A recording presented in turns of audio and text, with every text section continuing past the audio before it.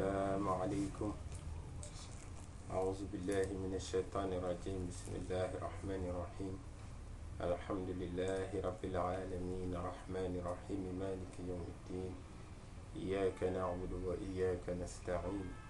اهدنا الصراط المستقيم صراط الذين أنعمت عليهم غير المغضوب عليهم ولا الضالين. آمين. اللهم صل على سيدنا محمد الفاتح لما أغلق والخاتم لما سبق ناصر الحق بالحق والهادي إلى صراطك المستقيم وعلى آله حق قدره ومقداره العظيم.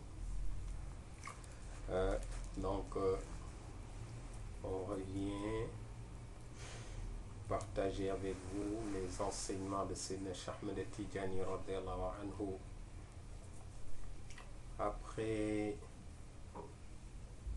le forum que nous venons de vivre à Paris,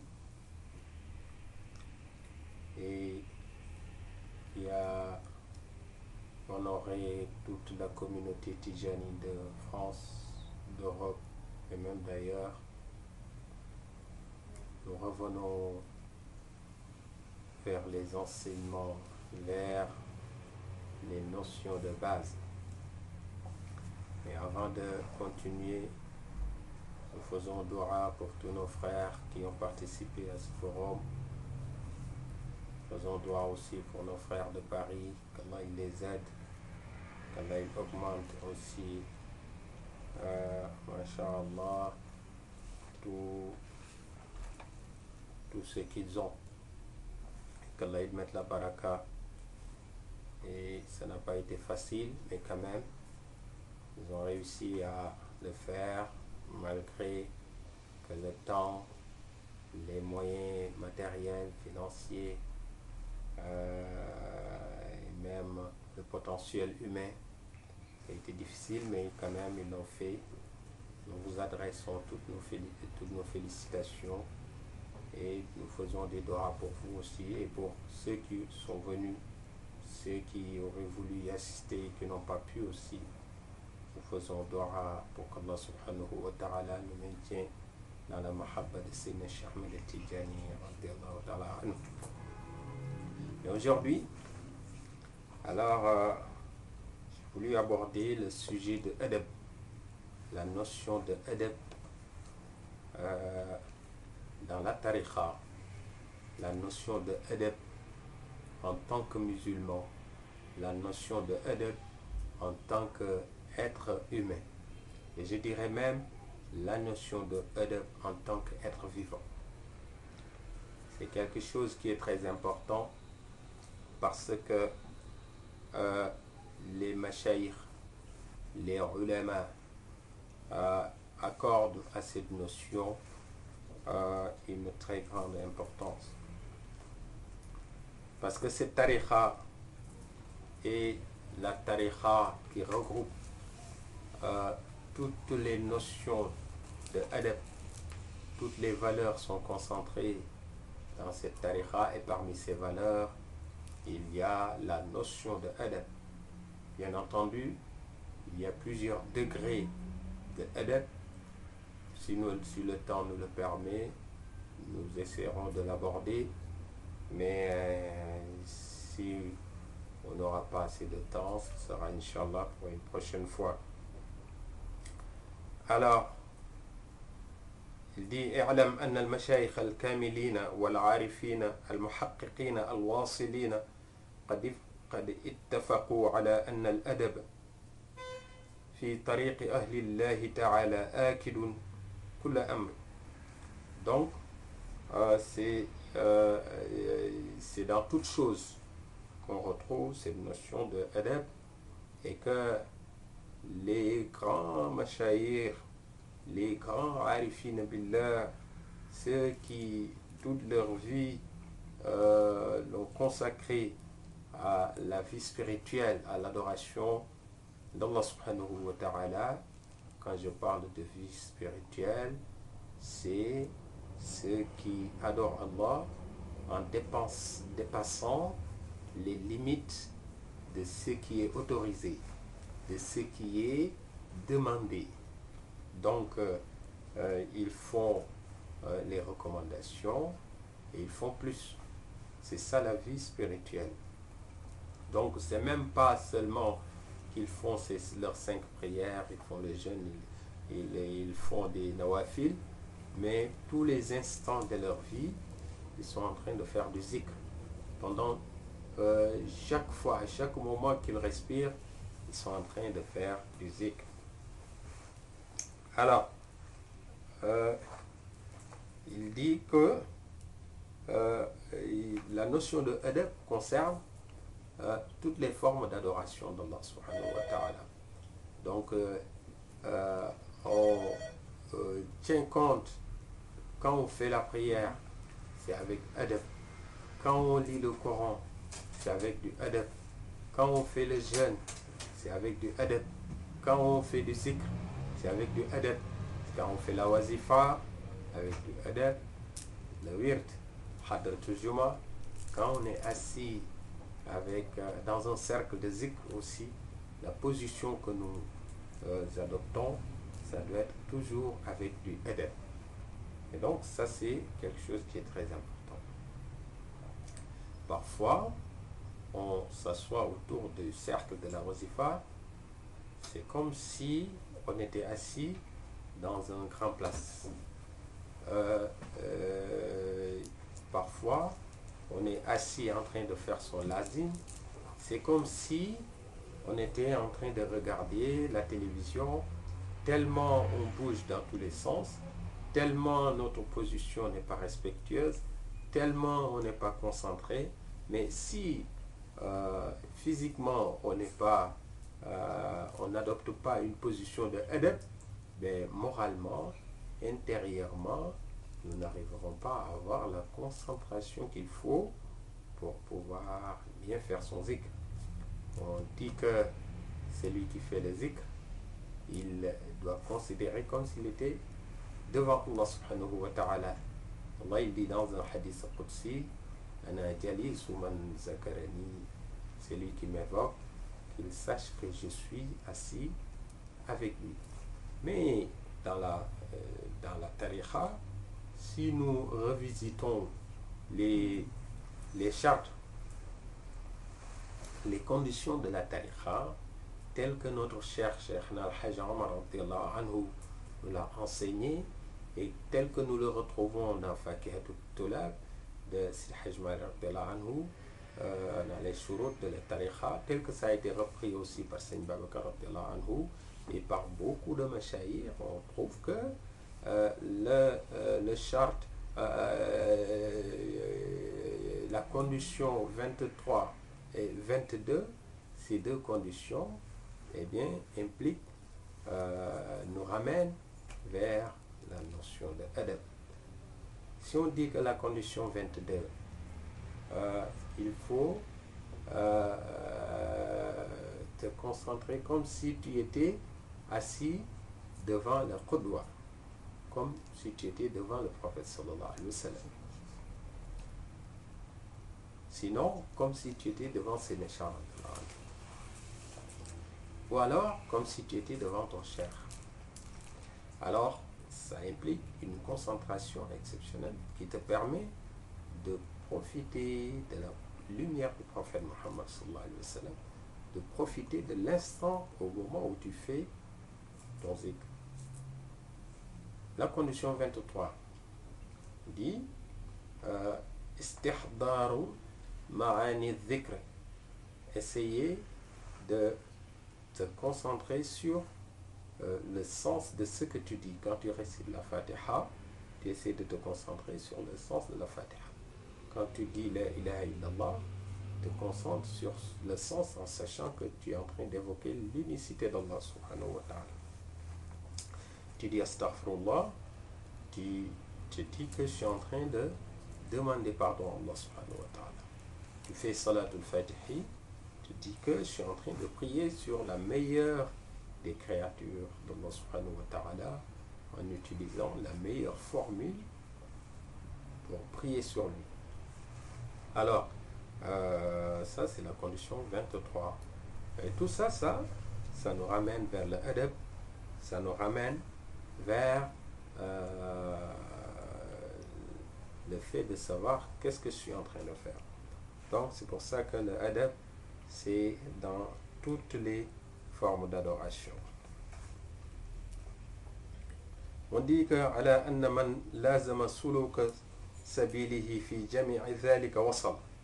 Donc celui qui adopte tous les enseignements qui sont relatifs à la notion de adab, alors il va arriver, comme on dit, il aura une récompense, son acte, son zikr, sa prière, son jeûne, sa lecture du Coran, sa sadaqa, le monde qu'il donne, eh bien, ça va accepter, il aura une récompense. Wasal wa tasal. Donc, il sera connecté aussi, et ça, وَمَنْ حَادَ عَنْ نَهْجِهِ فِي شَيْءٍ مِّنْهُ انْقَطَعَ وَانْفَصَلَ. Alors, celui qui dévie, ne serait-ce que d'un iota, si on peut le dire comme ça, alors il sera coupé et il ne sera pas connecté. وذلك لأن الطريق كما قيل آداب كلها لكل وقت أدب ولكل حال أدب ولكل مقام أدب. Donc la tariqa, tout dans la tariqa, c'est du adab. Adab à tout instant, adab à toute situation, adab à toute position aussi. Parce que plus on est élevé dans la tariqa, plus on a de adab. C'est pas comme dans dunya. Parfois dans dunya, on voit des gens qui sont socialement bien placés et tout. Parfois ils se comportent comme ils veulent. Parfois ils montrent que voilà, moi je suis ceci, moi je peux faire cela, j'ai tel moyen, etc., etc. Mais c'est tout le contraire dans la tariqa, c'est tout le contraire dans le tasawwuf, dans la relation que nous devons avoir avec Allah subhanahu wa ta'ala, cette relation spirituelle. Plus tu es élevé, plus tu connais, et plus tu es simple, plus tu as du adab. Innama yakhsha Allah min ibadihi al-ulama. Donc plus tu connais Allah subhanahu wa ta'ala, plus tu as du ma'rifa, de la ma'rifa, plus tu as d'autres formes de science, donc tu es élevé, donc plus tu as du adab. Et le adab, c'est une manifestation de la crainte d'Allah subhanahu wa ta'ala. Ça se voit quand tu parles, ça se voit quand tu agis, même quand tu es assis, ça se voit le adab. Même quand tu marches aussi, ça se voit du adab. C'est pour ça que je l'ai dit l'autre jour à Paris, lors de la conférence, que c'est important quand on est avec des frères Tijani, qu'on ait du adab, qu'on adopte quand même de plus en plus de adab quand on parle avec les frères, quand on est dans une assemblée avec des frères Tijani, qu'on prend la parole. Il faut faire attention, il ne faut pas parler comme si on était dans une assemblée politique, ou comme si on était dans un syndicat. Non, c'est pas pareil, parce que quand on est entre Tijani et qu'on discute, il faudrait qu'on se rende compte d'une chose. On n'est pas seul, on n'est plus seul. Il y a d'autres corporations qui sont des Tijani comme nous, qui sont des disciples de Sénéchal comme nous, et qui se déplacent et qui viennent, qui assistent, et ça c'est très important. Et devant ces corporations, parfois, il y en a qui, masha'Allah, devant qui on ne doit pas être incorrect. Bon, je ne devrais pas le dire de cette façon, mais en tout cas, on devrait adopter le plus de adab nécessaire. Et ça, c'est valable pour moi, c'est valable pour le disciple Tijani qui vient de rentrer dans la tariqa, mais c'est valable aussi pour celui qui est très élevé dans la tariqa, comme nous l'avons dit tout à l'heure, وَلِكُلِّ مَقَامٍ أَدَبٍ. Quelle que soit ta position, quelle que soit ta situation, quel que soit ton niveau dans la tariqa, il te faut du adab. Il y a des mashayikh qui sont dégradés parce qu'ils ont manqué de adab, le adab qui sied à leur position. Parce qu'il y a des choses qu'ils faisaient, qu'ils avaient l'habitude de faire, parce qu'ils étaient dans un maqam donné.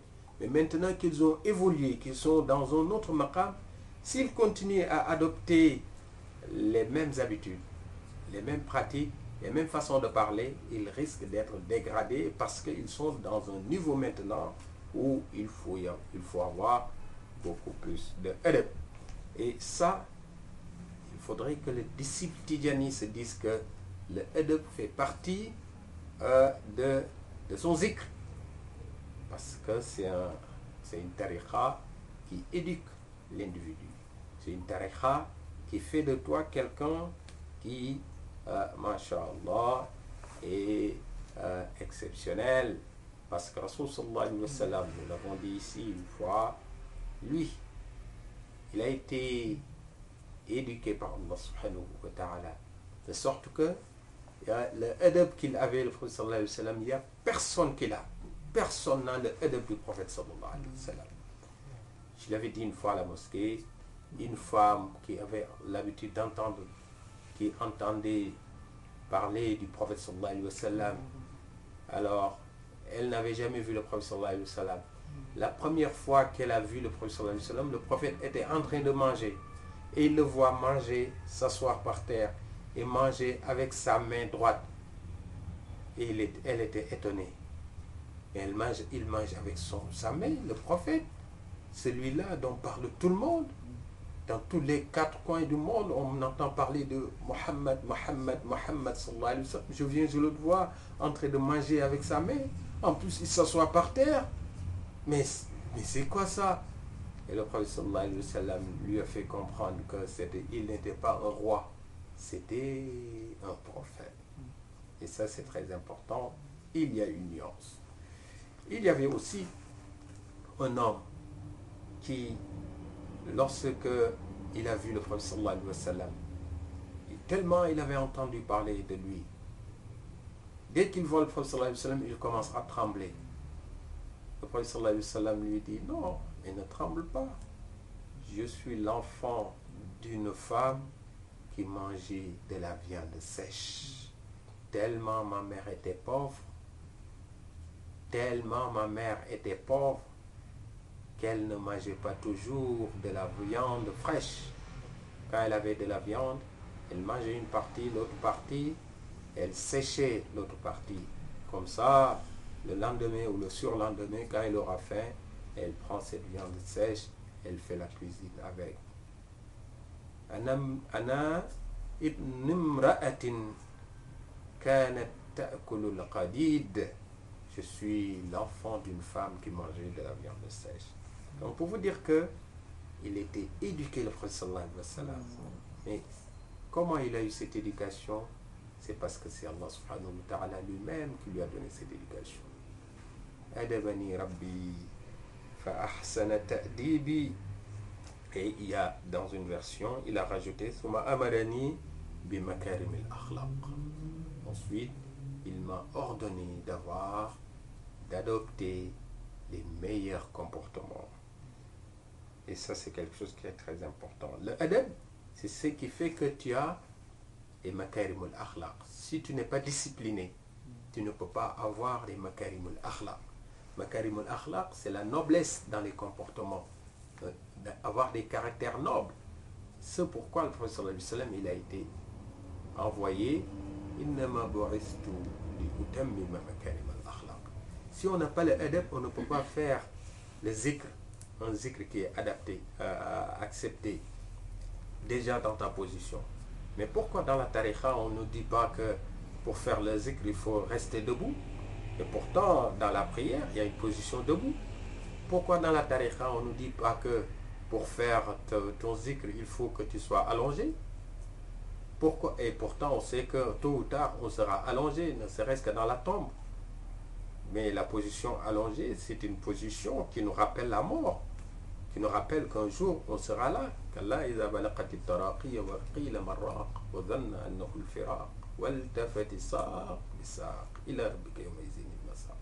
Avoir les deux pieds réunis, tu ne peux même pas bouger ton petit doigt, ta petite orteil. Eh bien cette position, ça nous rappelle la mort. Pourquoi dans la tariqa, quand on fait le wird ou la wazifa, on ne nous demande pas de nous allonger dans une position qui nous rappelle la tombe, la mort? Mais non, on nous dit de nous asseoir correctement, de nous asseoir en direction de la main. S'asseoir, cette position qu'avait adoptée le prophète sallallahu alayhi wa sallam quand il avait reçu Jibril alayhi salam, et que Jibril lui-même avait adopté cette position quand il s'était assis, il avait posé ses genoux juste devant les genoux du prophète sallallahu alayhi wa sallam, et il lui avait posé des questions. Fa'akhbirni anil islam, le prophète sallallahu alayhi wa sallam répond.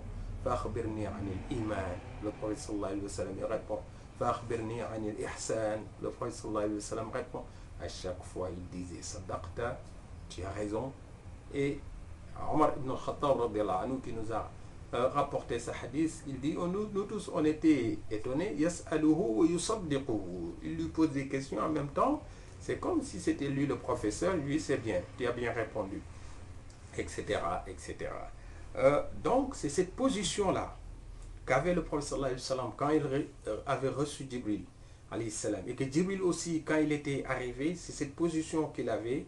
Alors c'est cette position que Sayyidina Cheikh radiyallahu anhu te demande, toi le disciple, d'avoir bien assis correctement et ne pas avoir le pied à gauche, un autre pied à droite, se tourner, bouger encore, se lever, s'asseoir encore. Mais c'est quoi ça? En tout cas c'est tout sauf du adab. Ça fait partie des formes de adab. Adab dans la position pour faire le zikr. Mais adab c'est pas seulement quand tu fais le zikr. Adab, c'est pas seulement quand tu fais la wazifa. Adab, en tant que Tijani, qui aspire à être, ou en tout cas faire partie des meilleurs. Adab, c'est à tout instant de ta vie. Ça te concerne, ça me concerne, ça nous concerne tous. qu'Allah subhanahu wa ta'ala nous aide à avoir le adab et à évoluer dans la tariqa, Inch'Allah, avoir des maqamat, masha'Allah, des maqamat qui sont bien élevés. أقول قولي هذا واستغفر الله لي ولكم ولوالدي ولوالديكم فاستغفروه إنه كان غفارا.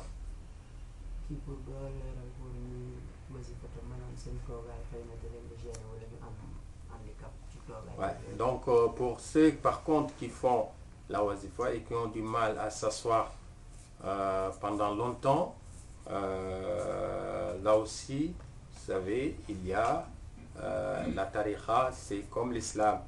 La tariqa, c'est comme l'islam. Il y a des facilités. Donc si vous pouvez rester longtemps, pendant tout le temps que dure la wazifa sans bouger, c'est ça qui est demandé.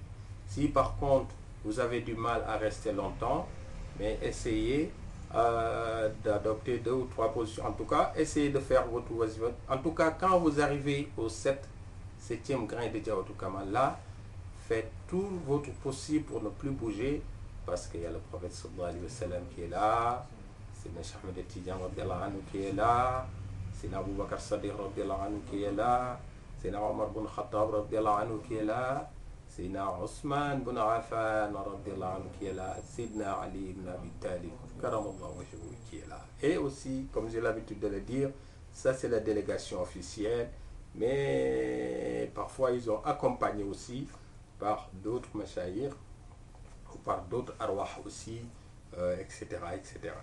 Donc, si vous avez des difficultés parce que vous n'arrivez pas à tenir une position pendant tout le temps que dure la wazifa, essayez